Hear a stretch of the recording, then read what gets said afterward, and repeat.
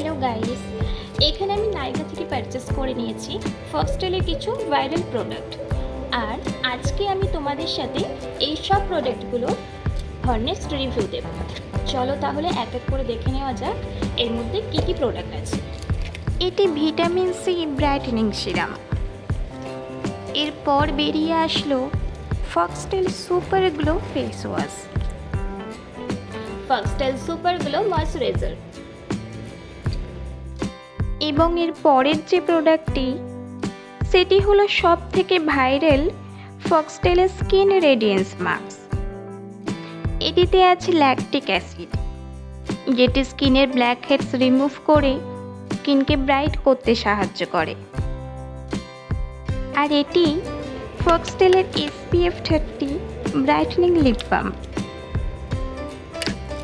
সবার প্রথমেই আমি আমার ফেসটা ফেস ওয়াশ দিয়ে ভালো করে ক্লিন করে নিচ্ছি। এখন আমি ভাইরাল মাস্কটা ব্যবহার করে দেখব যেটা কতটা পরিমাণ আমার স্কিনটাকে ক্লিন করছে।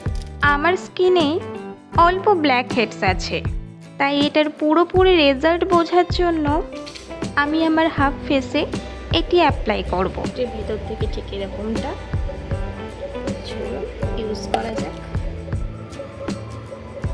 আমার নাকের কাছে যেহেতু হোয়াইট হেডস একটু বেশি, ওই জন্য আমি নাকে ইউজ করে নিচ্ছি।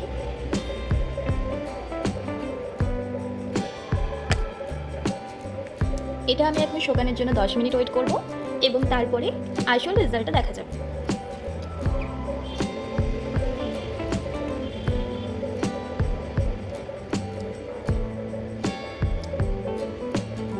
দশ মিনিট পর আমি ফেসটাকে টিস্যু পেপার দিয়ে ভালো করে ক্লিন করে নিয়েছি এবং আমি ফিল করতে পারছি যে আমার নাকের পাশের হোয়াইট হেডস বেশ কিছুটা রিমুভ হয়ে গেছে।